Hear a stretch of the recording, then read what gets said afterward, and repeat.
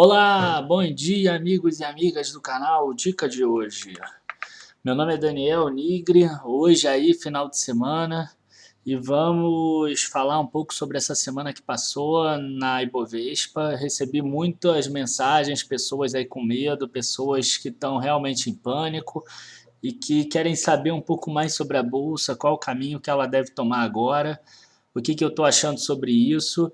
E eu resolvi fazer um vídeo, tá? Como se fosse aquela tendência para o Ibovespa que a gente começou, mas hoje um pouco diferente. Ibovespa após Trump.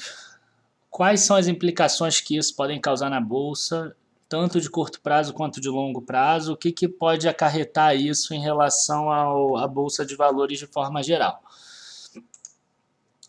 Primeira coisa que eu quero mostrar para vocês é o gráfico do Ibovespa. Esse gráfico aqui foi tirado ainda na metade do dia de sexta, porque eu não vou conseguir fazer o vídeo no final de semana, eu vou jogar no final de semana só. E até o horário que eu vi, isso aqui ainda estaria caindo um pouco mais aqui, já estava caindo mais, tá? O que eu quero mostrar aqui no gráfico é o seguinte: a gente teve uma queda aqui em abril, já em recuperação, de 52 mil pontos para 48 mil pontos. A gente teve outra queda aqui de 55 mil pontos para 48 mil pontos. Essa foi maior um pouco. Essa aqui já deu mais de 10%, deu uns 12%. A gente teve outra queda aqui de 60.500, 60.400 para 56.500, uma queda de 6 pontos. O que a gente quer mostrar aqui é o seguinte: essas correções acabam sendo normais. Vocês vão ter que conviver com isso. Quem está começando aí na bolsa, é normal isso acontecer. A bolsa não segue em linha reta. Se você quer um investimento em linha reta, aplica na renda fixa, no Tesouro Selic. Mas são nessas quedas da bolsa que a gente tem as maiores oportunidades. Por exemplo, a Itaúsa caiu bastante, Copel caiu bastante. Tem muitas empresas aí que caíram bastante. E um dos motivos de eu ter botado Vale também na minha carteira foi esse, porque ela é uma empresa que tem receita em dólar, e eu sabia que se caso acontecesse algum problema nos Estados Unidos, ela iria performar bem, ela iria subir pelo menos para atenuar o risco do resto da carteira. Então vamos começar falando sobre a entrevista que o Henrique Meirelles deu na quinta-feira, dia 10. Lembrando que o Trump foi eleito no dia 9 de novembro. Enfim, ele foi eleito na madrugada do dia 8 para o dia 9, mas só teve impacto na bolsa no dia 9. Tá, eu vou botar ali nos comentários todos os links que eu usar hoje no vídeo, porque vão ter muitos links, tá? O link tá aqui, o blog da UOL, do Fernando Rodrigues, e ele chega a falar sobre aumento das incertezas com relação ao futuro. O Henrique Meirelles é o ministro da Fazenda hoje do Brasil. Ele disse que pode haver uma guerra comercial caso Trump cumpra medidas protecionistas. Medidas protecionistas normalmente são subsídios que um país dá para facilitar os produtores daquele país.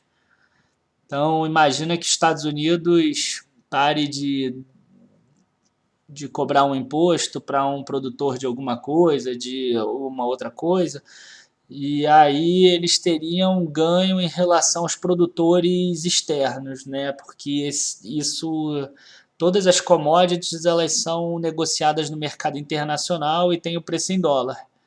E aí eles teriam vantagens com isso. Ele disse que traz uma aversão ao risco no curto prazo, que a gente vai trabalhar melhor mais para frente, mas a princípio faz com que os investidores sejam mais cautelosos com seu dinheiro, então eles não vão colocar em países emergentes, eles vão tender a colocar o dinheiro em países que tenham risco baixo ou até o risco zero, que seria, por exemplo, você comprar ouro. Essa aversão gera custos no sentido que gera inflação, gera dívidas mais caras, porque as taxas de juros desses países emergentes sem dinheiro vão acabar sendo maior. e acaba reduzindo o fluxo de capitais para países emergentes, como eu já falei, mas a gente vai analisar melhor. Só para vocês terem uma ideia do impacto disso, no dia 9, quando o Donald Trump foi eleito, o dólar aqui no Brasil ele estava aqui em torno de R$ 3,16, um pouquinho acima. O primeiro dia ele subiu bem, mas nem subiu tanto. Ele foi para 3 e fechou aqui, ó, no 3,22 mais ou menos. Eu até achei que foi bem tranquilo o primeiro dia. Depois é que deu uma guinada para cima. E aí a última vez que eu vi agora, tá, que eu tô gravando o vídeo ainda na sexta, ele já estava em R$ 3,46, tendo batido quase o 3,50. E aí, o que que acontece? Eu vou trabalhar melhor a parte do dólar depois, mas a princípio o dólar subiu e isso provavelmente vai gerar inflação no Brasil se essa alta permanecer. Vamos trabalhar isso mais para frente, ainda em outros slides. Aqui é a medida do risco Brasil. O risco Brasil basicamente é quanto que o investidor de fora precisa ganhar a mais para ele aceitar tirar o dinheiro dele dos Estados Unidos, tá? Eu estou usando Estados Unidos porque é o lugar que é considerado mais seguro no mundo, é o risco AAA do mundo, seria o considerado sem risco, e jogar no Brasil, no caso, tá? Em qualquer país emergente tem o risco. Existe o risco Singapura, o risco Rússia, o risco China, o risco Índia. Eu aqui estou falando do risco Brasil, que é o que interessa mais para a gente, é o que pode afetar a Bovespa, os investidores. E a gente sabe que para a Bolsa subir, a gente precisa que os investidores estrangeiros tragam dinheiro para o Brasil.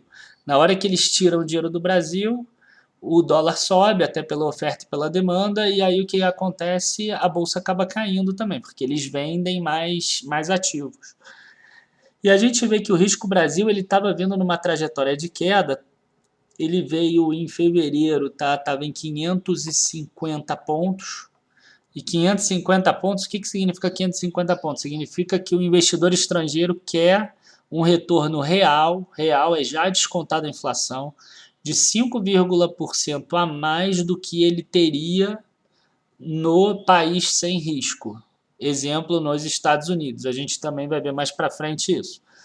Então, o investidor no exterior, ele em fevereiro, ainda naquele processo complicado que a gente estava, várias incertezas, ele queria 5,5% a mais, e aí foi caindo até que chegou aqui em 3%, e estava se mantendo aqui em torno de 3%.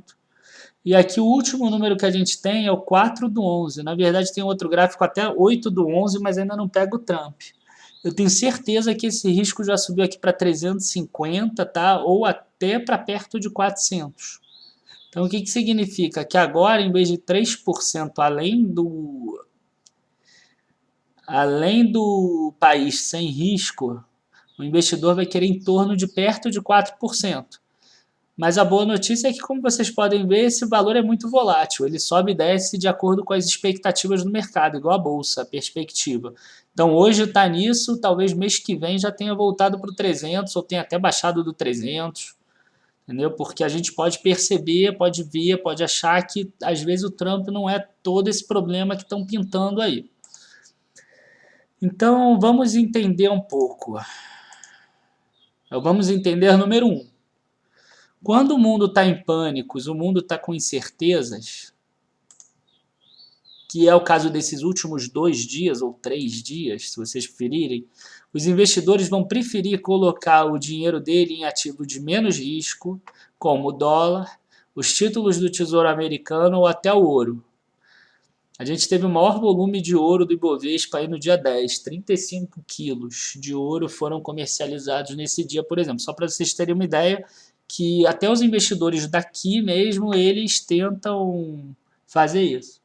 No caso aqui é na BMF, tá? Na Bolsa de Mercadorias e Futuros. Eu falei Bovespa, mas é Bolsa de Mercadorias e Futuros. Agora, quando o mundo tem boas perspectivas, os investidores estrangeiros e os investidores daqui também, eles procuram ativos de maior retorno. E onde estão os ativos de maior retorno? Nos títulos dos países emergentes.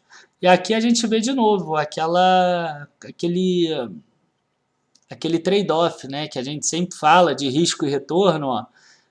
Hoje, nesses últimos 3 dias, os investidores, como eles estão incertos com o que vai acontecer, eles estão procurando ativos de menor risco. Então, o dinheiro está saindo aqui dos países emergentes e estão vindo aqui para os Estados Unidos. O dólar subiu por causa disso.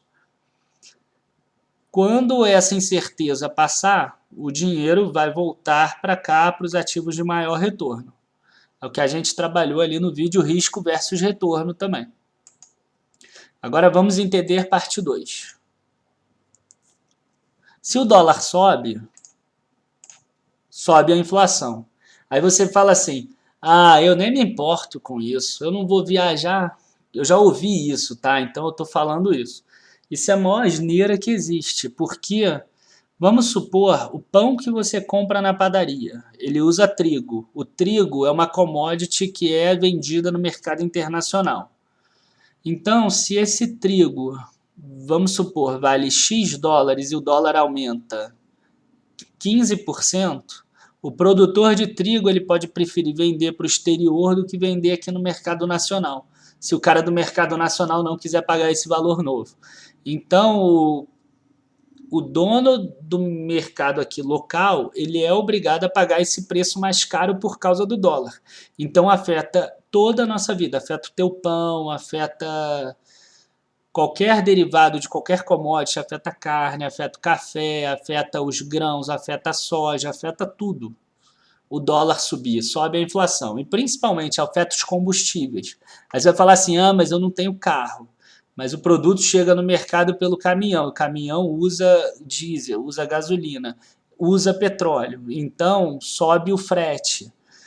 O que acontece? Sobe o dólar, sobe a inflação. Espero ter sido claro e mostrado que está na nossa vida, está no nosso contexto. A gente não tem como fugir disso.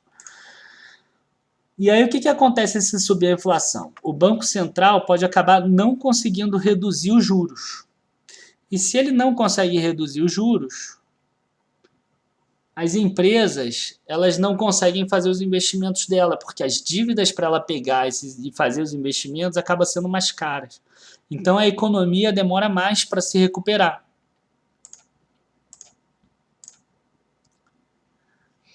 E aí isso traz mais incertezas ao mercado.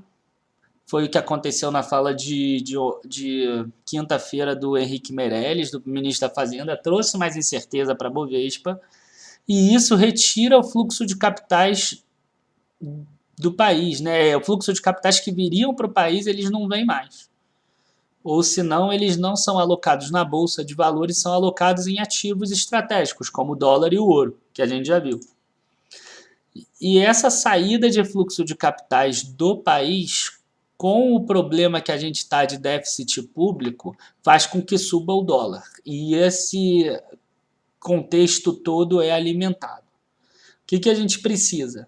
Acabar com essas incertezas para voltar ao fluxo de capitais. Agora, quando isso vai acontecer? Ninguém sabe. Pode ser em 1 dia, 2 dias, 1 mês, 1 ano. Agora vamos entender 3. Pena que eu não botei aqui. O juro de longo prazo dos Estados Unidos, um título de 30 anos hoje, se vocês quiserem olhar aqui no site Treasury Direct, que é o equivalente ao Tesouro Direto de lá, as pessoas físicas daqui não podem aplicar diretamente lá, é só para cidadão americano, rende em torno de 3% ao ano. O último número que eu vi lá estava 2,985% ao ano, mas esse mês mesmo já teve dia que rendeu 3% ao ano. E a inflação esperada nos Estados Unidos, nesse período, vamos supor que é 1% ao ano. Igual eu suponho sempre que é 4,5% no Brasil, eu estou supondo que é 1% lá. Então a gente tem um retorno esperado do investimento americano de 3% menos 1% que dá 2%. A conta certa seria dividir um pelo outro, seria 1,03 dividido por 1,01. Mas a diferença vai ser tão pequena que vamos arredondar, retorno de 2% do investimento. Então, se a taxa de risco do Brasil hoje é de 350 pontos, eu imaginando isso naquele slide, alguma coisa entre 350 e 400, o retorno esperado no Brasil teria que ser de 5,5%. Quer dizer, seria 350 pontos, a gente já viu que é 3,5%, mais 2%, que é o retorno que o cidadão americano, o investidor americano tem no título dele. Então ele vai querer, para aplicar no Brasil, em torno de 5,5%, ou em torno de 6% se for 400 pontos, se essa taxa subir. Até antes da vitória do Trump, ele só queria 5%, que era 300 pontos. A inflação brasileira está aí entre 7% e 7,50%. Na verdade, aqui eu arredondei meio que para baixo 350, que eu acho que está entre 350 e 400 nesses dias. E a inflação brasileira eu aumentei um pouquinho, então uma coisa vai contrabalançar a outra. Então a taxa de juros no Brasil, nesse caso eu não fiz só a soma simples, porque vai dar diferença. Se eu fizesse a soma simples, 5,5 mais 7,5 daria 13%. Se você multiplicar um pelo outro, o retorno do investimento que o investidor estrangeiro precisa para aplicar ao Brasil demanda uma taxa de juros anual de 1,134125 ou esses 4 números daqui, 13,41%. Hoje a taxa de juros no Brasil é 14% e todas as expectativas mostravam, pelo menos até o último boletim Focus, que essa taxa iria cair para 13,50 até o final do ano. Como só tem mais uma reunião, imagina-se uma queda de 0,5%, que pode ser que não ocorra por causa de toda essa incerteza criada. Se esse risco Brasil começar a crescer, ou se essa inflação aqui começar a mostrar que por causa do dólar alto ela vai subir, vai continuar mais consistente, pode ser que essa taxa de juro Brasil deveria ser perto de 14 e ela continue 14, ou caia só para 13,75 por precaução. Então, como está o Brasil hoje? Tá? Na minha opinião agora. Tá? Agora é a minha opinião. É uma situação muito parecida com a de 2002, quando o Lula foi eleito. Foi muita incerteza. O dólar naquela época chegou a R$4, só que naquela época ele saiu de R$1 e pouco para R$4 muito rápido. O fluxo de recursos se reduziu muito. As pessoas achavam que o Lula poderia ser um maluco, que ia mudar tudo, que ia estatizar tudo e que ia acabar com o país, o que não ocorreu, né? Tanto que a gente está aqui, o Brasil ainda teve um período grande de crescimento depois. Eu vejo muita similaridade, tá? O pessoal está dizendo que o Trump é um maluco, que vai acabar com tudo, que não vai fechar os Estados Unidos. Eu acho muito parecido, pelo menos. E o que aconteceu quando essa incerteza se dissipou? De 2003 a 2008, e aí não pôde continuar depois por causa da quebra do Lehman Brothers, as questões das hipotecas americanas também, aquela crise que houve, talvez a maior crise aí dos últimos 70 anos. Teve a maior alta da Bolsa desde a década de 90. Teve mais de 2.000% de valorização, ou 1.750% em dólar. E eu posso dizer que hoje o Brasil está melhor em termos de reservas internacionais, a gente tem reservas muito maiores do que em 2002. A gente tem uma inflação bem menor também, naquele ano o IPCA fechou em 14%. Se a gente pensar em 2015 fechou em 10%, hoje desse ano deve fechar em 7%. Mas nós estamos piores no alto déficit das contas públicas e esses aqui vão ter que ser combatidos de qualquer forma. Bom, eu espero que vocês tenham gostado. Eu espero que tenha pelo menos dissipado um pouco das dúvidas em relação à Bolsa no curto prazo. A gente tem que segurar. Eu seguro todas as minhas ações, todas que eu comprei, todas que eu coloquei nos vídeos, para mim continuam sendo ótimas empresas, mesmo a Copel, que teve um resultado bem ruim agora na última quinta de noite. E eu ainda vou fazer um vídeo analisando todas elas, Mas eu espero que tenha dissipado essas dúvidas e que as pessoas não fiquem querendo vender em qualquer pânico, porque esse é que é o principal erro. A pessoa querer vender no momento de pânico e querer comprar no momento de euforia, porque aí você sempre compra caro e sempre vende barato. Então vamos dar uma segurada, vamos ver. É muito possível que essa incerteza acabe. O Trump não deve ser um maluco, ele não vai brincar com a maior economia do mundo, até porque se ele brincar com a maior economia do mundo, o mundo todo é arrastado de qualquer forma. E é isso. Queria agradecer a todos. Se vocês gostaram do vídeo, deem um like. Desculpa por ter passado dos 20 minutos, eu não gosto de passar dos 20 minutos. Dê um like também lá no Facebook, compartilha a página, compartilha o vídeo também. Queria agradecer a todos. Bom final de semana aí, boa tarde.